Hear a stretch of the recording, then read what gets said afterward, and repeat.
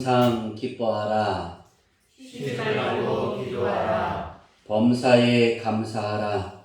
이것이 그리스도 예수 안에서 너희를 향하신 하나님의 뜻이니라. 성경을 소멸하지 말며 예언을 멸시하지 말고 범사에 대하여 좋은 것을 취하고 다 같이 있습니다. 악은 어떤 모양이라도 버리라. 아멘. 할렐루야. 아멘. 오늘은 죄송합니다. 알람이 울렸네요. 오늘은 알람 울린 날이에요. 교회 안에서의 행실 세 번째. 다음 주로 교회 안에서의 행실을 마무리를 져갈 텐데요. 사랑 안에서 하나된 우리 가정을 만들어 가려면 우리가 그 교회 안에서의 그 생활이 내 삶이 되어져야 되고, 아멘. 내 가정에서 그 삶이 되어져야 되고, 아멘. 더 나아가서 우리가 직장에서도 그 삶이 되어져야 되고, 아멘. 내가 숨쉬는 모든 곳에서 그 삶이 되어져야 합니다. 아멘. 우리는 사랑으로 안에된 교회와 가정을 만들기 위해 전주에는 교회 안에서 지켜야 될 행실에 대해서 살펴봤다면, 우리가 이제는 기본적으로 우리가 살아가면서 지켜야 될, 누구에게 지켜야 될 생활을 오늘은 살펴볼 거냐면 하나님께 대한 생활을 우리가 살펴보려고 합니다. 그러니까 우리가 교회 안에서 내 삶 가운데 가정 안에서의 생활을 봤다면 오늘 우리가 읽은 본문의 말씀은 바울이 데살로니가 교회의 성도들에게 하나님께 대한 너희의 행실을 이렇게 행하라 라고 권면하는 말씀에 7가지의 행실이 나옵니다. 이 교훈은 되게 강력합니다. 저는 이 교훈이 우리를 지배하도록 만들어라 그렇게 원고에 썼어요. 그렇게 되기를 소망합니다. 아멘. 오늘 7가지의 교훈이 여러분의 인생을 지배하기를 원합니다. 아멘. 그렇게 되면 우리가 어떤 변화를 가지느냐 따라해 볼까요? 하나님께 다시 하나님이 나의 비빌 언덕이 된다. 되게 우리에게 가장 소중한 인생의 삶을 이뤄가려면 이 7가지가 내 삶이 돼야 돼요. 이건 하나님께 내 삶을 드리는 것 중에 하나입니다. 그 첫 번째가 항상 기뻐하라 그랬어요. 언제 기뻐해라? 항상이에요. 제가 이 말씀을 준비하면서 항상 기뻐하라? 어떻게 하면 항상 기뻐할 수 있을까? 그리고 왜 우리가 항상 기뻐해야 될까? 이 물음을 묻기 시작했습니다. 그때 제 마음에 이렇게 주신 것은 아들아, 내가 너를 복주기를 원하고, 아멘. 내가 너를 돌보기를 원하고, 아멘. 내가 너에게 평강 주기를 원하지 않느냐? 아멘. 그러니까 기뻐해라. 아멘. 그러셔서 그러면 그 기뻐하는 것이 뭘까? 왜 바울이 데살로니가 성도들에게 항상 기뻐하라 그랬을까? 믿음 생활을 하면서 그들이 하나님께 나와 예배하고 자기 일터에서 일하면서 하나님이 주신 그 은혜들이 있지만 응답한 것도 있고 응답하지 않은 것도 있고 여전히 나를 괴롭히는 것도 있고, 제가 금요일 날 일어나서 하나님께 짜증을 한번 냈어요. 1년 만에 짜증인가요? 한 몇 년 만에 짜증을 하나님께 냈어요. 왜냐하면 알러지 때문에 제가 짜증을 냈어요. 너무 힘들다고, 지쳤다고, 잠도 이제 오지 않고. 왜냐하면 저번 주 금요일부터 시작해서 잠이 오질 않는 거예요. 제가 항상 그러잖아요. 그때 옆에 있는 아내는 뭐 한다고요? 눕고 말 걸면 3마디 하면 잠들어 있어요. 왜 나는 저렇게 되지 않냐고 짜증을 냈어요. 그래서 어제 누가 불러서 가서 한 잔을 마시고 잠을 참 잘 잤어요. 그래서 제가 현정이한테 그랬어요. 야, 이게 50만 원 드는데 내가 3개월 실험해보고 네가 50대 때 모습이 보이니 내가 이걸 전수해 주겠다. 나으면. 그랬어요. 현정이가 저처럼 아마 고생할 거예요. 그랬더니 으악 그랬어요. 항상 기뻐하라. 그런데 어떻게 기뻐할 수 있어요? 하나님이라고 막 물었어요. 제발 알 수 있으면 좋겠어요. 그때 제게 하신 말씀이 내가 너를 사랑하고 네가 나를 사랑하는 걸 안다. 그런데 너를 공격하는 모든 것에서 내가 합력하여 선을 이루게 한단다. 그거 아세요? 우리가 왜 항상 기뻐해야 되냐면 하나님께서 우리를 공격하는 모든 상황들이 그 상황들에서 하나님이 합력하여 선을 이루게 하신다. 아멘. 그런데 여러분 좋은 일에 공격은 좋은데 나를 아프게 하고 오늘 말씀을 듣는데 우리 강성길 원차님이 다쳐서 왔잖아요. 그죠? 저 다쳐서 온 거 처음 봤어요. 그래서 기도를 해주면서 나중에 연성이의 후회가 또 나타났구나.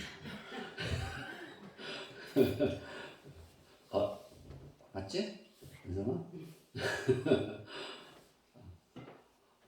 그런데 왜 그렇게 하셨을까?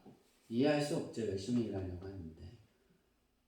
근데 그걸 통해서 손을 좀 쉬잖아요. 그죠? 일단 그런 아픔 가운데도 그 공간에 서 있을 때 기뻐할 수 있어요? 기쁠 수 있어요? 원장님? 네, 감사합니다.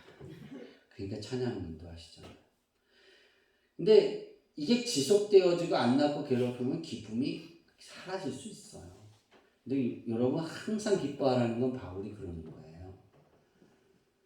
그 모든 상황에서 나를 힘들게 하고 공격하는 모든 상황에서 하나님이 합력하여 선을 이루신다. 바울이 하나님의 말씀을 증가하면서 돌멩이도 맞고 사람들한테 구타당해서 죽은 줄 알고 성인 바깥에 버렸는데 다시 들어오고 또 하나님 말씀 증거하는데 사람들이 죽이려고 하니까 밤에 광주리를 타고 야반 도주를 해야 하고 그런 일들이 많은 공격이 있었잖아요.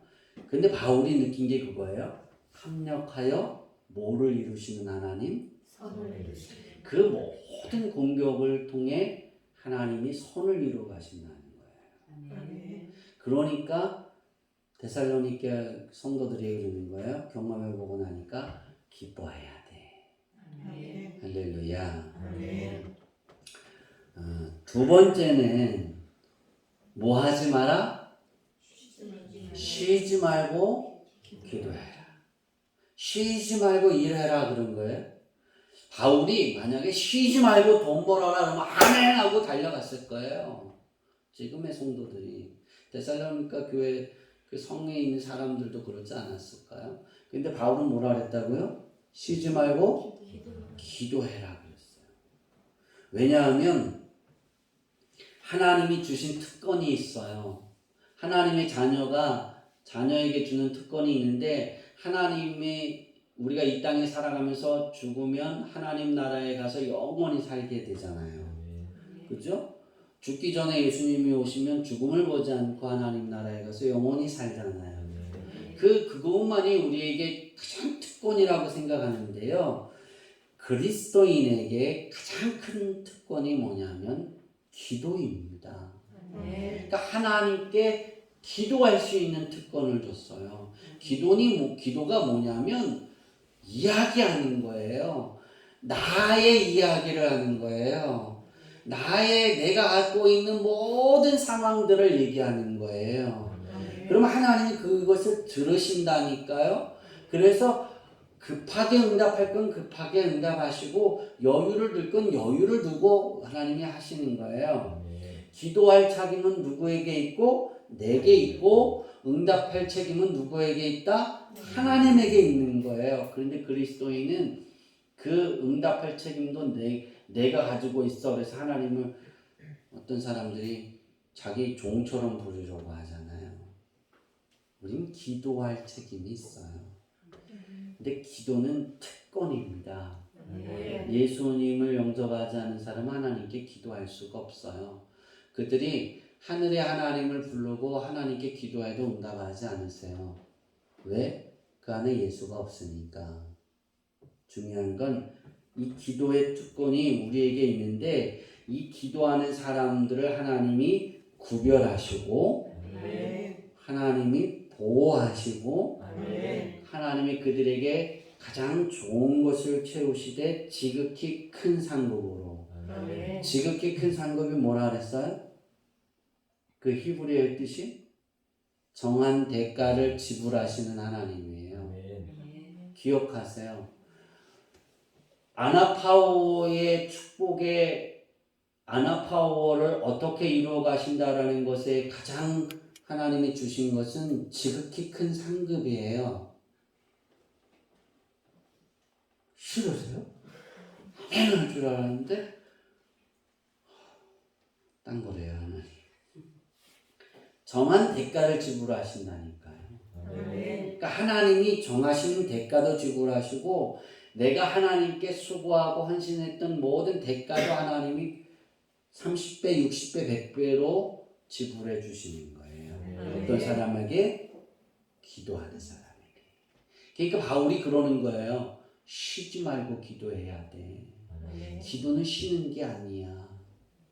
왜냐하면 기도하는 자에게 하나님이 응답하시고 기도하는 자를 구별하시고 기도하는 자를 보호하시고 기도하는 자에게 지극히 큰 상급을 베풀어 주기 때문이에요. 그럼 왜 하나님이 기도하는 법을 세우셨을까? 기도는 하나님과의 친교를 불러일으키고 하나님에 대한 더 큰 지식과 이해를 갖게 하기 때문입니다. 그러니까 하나님을 이해할 수 있어요. 뭐 하면? 기도하면. 기도하는 사람으로 하여금 하나님에 대해 더 많은 것을 배우게 하며 하나님에 대한 경배와 찬양뿐만 아니라 하나님께 하나님을 향한 더 큰 신뢰를 가질 수 있게 해주시는 거예요. 그러니까 기도하는 거예요. 마지막으로 기도는 하나님과 사람 사이에 상상할 수 없을 만큼 모든 좋은 것들을 하나님이 제공해 주시는 거예요. 그래서 바울이 뭐라 그랬다고요? 쉬지 말고 기도해라. 이 쉬지 않고 기도하는 게 뭘까? 여러분이 하나님의 말씀대로 살아가고 움직여가는 거예요. 범사의 세 번째는 감사하라입니다. 우리가 어떻게 범사에 감사할 수 있을까? 감사라는 범주가 어딜까? 범사는 사고가 나고 죽음을 경험하고 죄와 같은 무서운 시련들에 대해 어떻게 하나님께 감사할 수 있을까? 감사하기 어려워요. 그렇죠? 근데 성경 말씀은 이런 것에 대해서 감사하라고 말씀하고 있는 것이 아니에요. 하나님께서 말씀하시는 의미는 사고 같은 시련을 당하고 그 시련들을 맞이할 때, 죽음 같은 시련들을 맞이할 때 내가 죄를 범했어요. 그 죄를 범하는 그런 시련을 맞이할 때 하나님께서 함께 하시고 그런 가운데도 능력을 주시는 거예요. 사고 가운데도 능력을 주시고 죽음을 맞이하는 그 가운데도 능력을 허락해 주시고 또 내게 내가 죄 가운데 있어요. 그때도 능력을 주시는 거예요. 아멘. 그러니까 우리는 감사해야 하는 거예요. 아멘. 그래서 바울이 범사에 감사하라는 거예요. 왜? 어떤 자리에든 하나님이 능력을 주기 때문이에요. 그러면 항상 기뻐하고 쉬지 말고 뭐하고? 기도하고 범사에 감사하고. 이런 사람들은 어떤 사람들일까?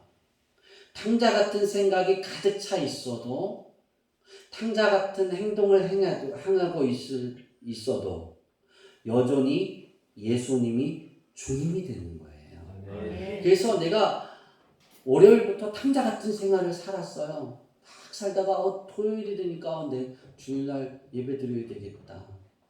왜? 그 가운데도 주님이 내 주님이 되는 거예요. 아멘. 그 가운데도 하나님이 여전히 내 아버지예요. 아멘. 탕자 같은 그런 실수, 그런 일을 막 행했는데도 여전히 하나님이 내 비빌 언덕이에요. 아멘. 너무 멋지지 않아요? 아멘. 그러니까 기뻐할 수 있는 거고, 아멘. 그러니까 감사할 수 있는 거고, 아멘. 그러니까 쉬지 말고 기도할 수 있는 거예요. 누가? 아멘. 그리스도인. 이런 걸 하나님께 드려야 돼요. 탕자 같은 사람이 돌이켜서만 하는 것이 아니라 내가 탕자인 그 자리에 있을 때도 기뻐할 수 있어야 돼요. 아멘. 하나님이 여전히 내게 능력 주시고 계시니까. 아멘. 목사는 주의를 위해서 삽니다. 목사가 두 가지를 위해서 삽니다. 첫째는 주의를 위해서 삽니다. 주일이 뭐냐면 주일날 하나님의 말씀을 전하기 위해서 삽니다. 두 번째는 무엇을 위해서 사냐면 성도들을 위해서 삽니다. 내게 맡겨진 양떼들, 하나님의 자녀들. 그거 외에는 없습니다, 목사. 그래서 목사들을 바울이 그런 거예요. 생각해 주라는 거예요. 그래서 잘 그가 먹을 거, 입을 거를 잘 공개하라는 거예요. 아멘. 누가? 성도들이. 그럼 성도들은 어떤 생활을 해야 될까? 주어진 일터를 위해 열심히 살아야 돼요. 아멘. 그 일터가 예배로 나오는 계기가 돼야 돼요. 아멘. 그러니까 그 일터가 하나님이 기뻐하는 계기가 되는 거예요. 아멘. 그 일터가, 그 비전이, 그 꿈꾸고 있는 것이 하나님께 감사할 수 있는 그런 게 되는 거예요. 목사는 그렇게 되기 위해서 여러분을 채찍질하고 말씀을 증거하고 기도하고 가르치는 거예요. 거기에 건강도 필요한 거고, 거기에 돈도 필요한 거고, 거기에 꿈도 필요한 거고, 거기에 여러분의 어려운 일들도 필요한 거예요. 아멘. 그래야 하나님을 부를 수 있잖아요. 잊어버리지 않잖아요. 그렇죠? 네. 그렇게 되기를 바랍니다. 아멘. 네 번째는 우리가 범사에 감사하는 것을 네 번째로 하기 전에 잊지 말아야 되는 그 뒤 이유에 나오는 말씀이 되게 중요해요. 한번 그 말씀을 들어줄래요? 네, 78절 말씀이죠. 시작. 범사에 감사하라. 이것이 그리스도 예수 안에서 너희를 향하신 하나님의 뜻이니라. 이 부분을 되게 여러분 중요하게 봐야 돼요. 범사에 감사하라. 그러니까 항상 기뻐하고 쉬지 말고 기도하고 범사에 감사하라는 건 나를 향하신 뭐라고요? 하나님. 그러니까 누구 안에 있는, 되게 중요한 게요. 그리스도 예수 안에서예요. 그러니까 이것이 삭제되고 너희를 향하신만 넣었다면 안 믿는 사람도 마찬가지겠죠. 그죠? 근데 전제가 있어요. 그리스도 예수 안에서 너희를 향하신 하나님의 뜻. 내가 예수 그리스도를 영접했다라면 이게 하나님의 뜻이라는 거예요. 그러면 감사하세요. 아멘. 사고가 많아도 감사하세요. 아멘. 사고가 내게 와도 감사하세요. 아멘. 죽음 같은 그런 문제와 고통이 내게 와도, 고난과 시련이 와도 감사하세요. 아멘. 왜? 하나님이 내게 능력을 주실 테니까. 아멘. 내가 탕자와 같이 죄의 자리에서 허덕이고 거기에 빠져서 막 꼴딱꼴딱해도 감사하세요. 아멘. 하나님이 능력을 행하셔서 그 자리에서 구원하실 테니까. 아멘. 할렐루야. 아멘. 네 번째로 갑시다. 네 번째는 뭐 하지 말라? 성령을 소멸하지 말라 그랬어요. 이 부분은 에베소서 강의를 통해서 좀 더 자세하게 세밀하게 들어갈 겁니다. 왜 성령을 소멸하지 말라 그리고 데살로니가 교회에게 바울이 그랬을까요? 소멸이라는 뜻은 질식시키고 심지를 끄고 멈추게 한다라는 의미예요. 그러니까 성령은 항상 믿는 자들의 삶 속에 역사하시면서 그로 하여금 하나님의 뜻대로 행하게 하는 거예요. 기뻐하고 기도하고 아멘. 감사하게 하는 게 성령님이에요. 아멘. 하나님의 능력이 나타나야 되니까. 아멘. 그런데 고린도 교회는 우리 이제 데살로니가 교회와 고린도 교회의 편지를 쓴 것을 우리는 주의로 이렇게 잘 살펴보면서 교훈을 삼아야 되는데 고린도 교회는 성령을 맹신했어요.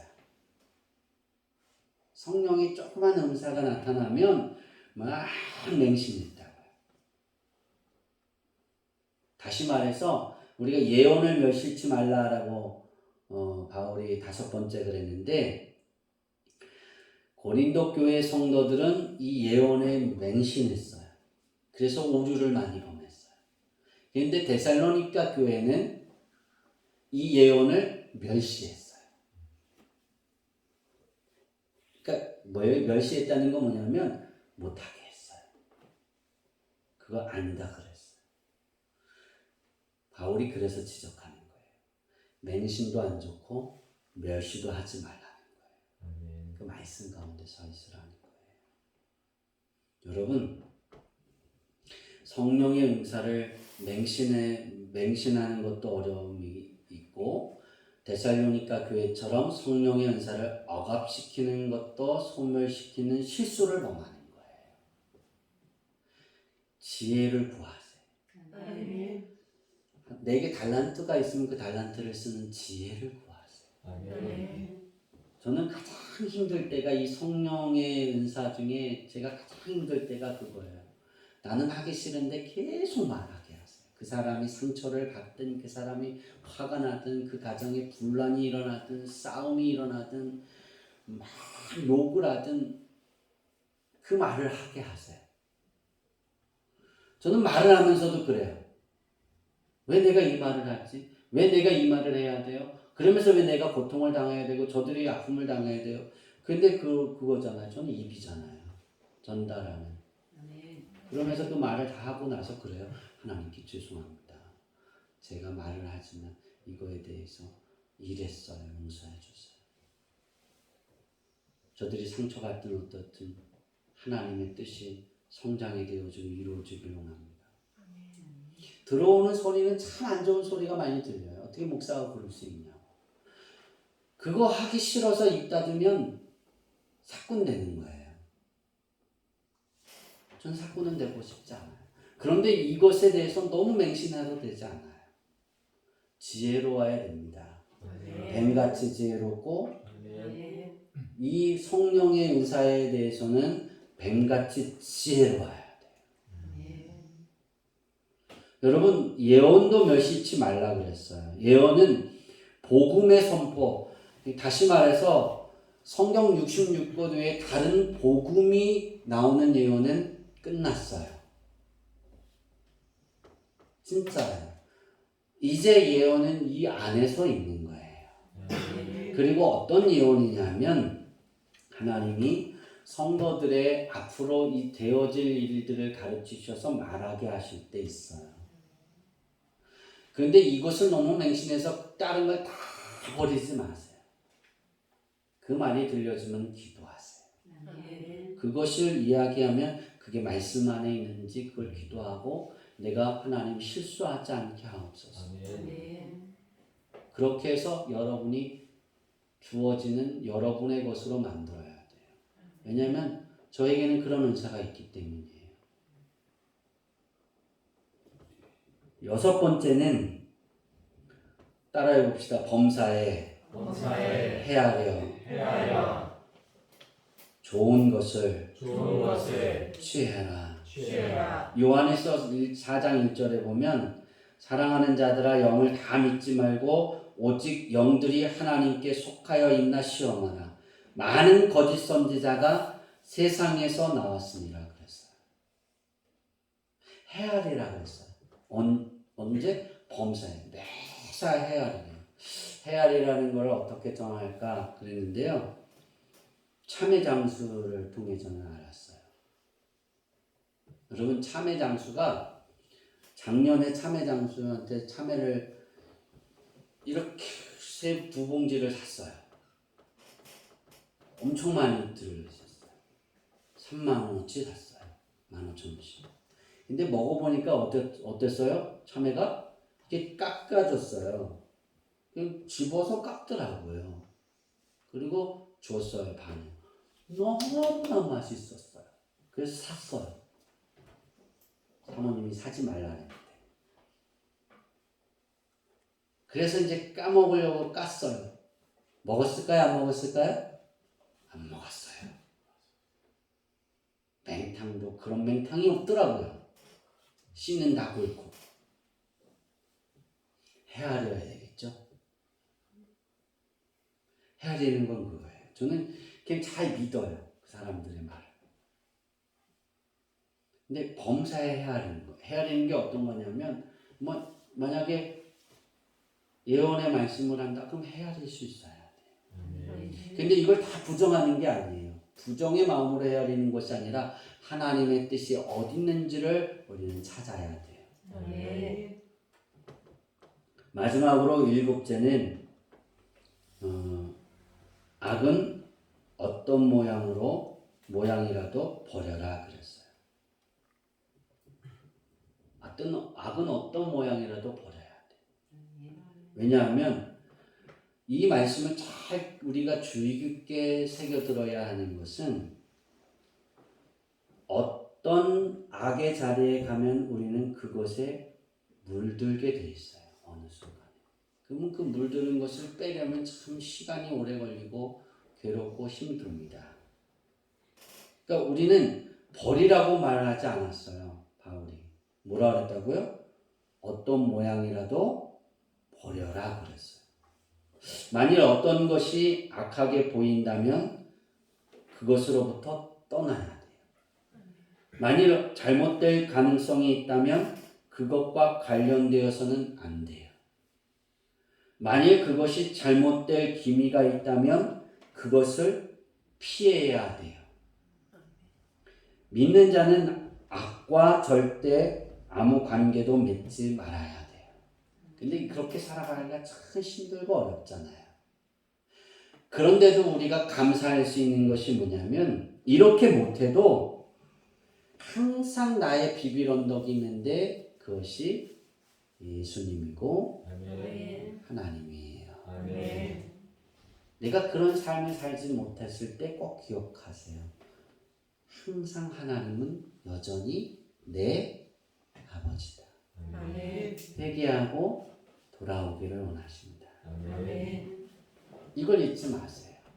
이걸 잊어버리면 우리는 세상으로 흘러간다니까. 그래서 오늘 마지막 설교 말씀의 마지막을 결론을 우리 셀라 올라오시죠. 마지막 4번 찬양으로 하고 마치려고 합니다.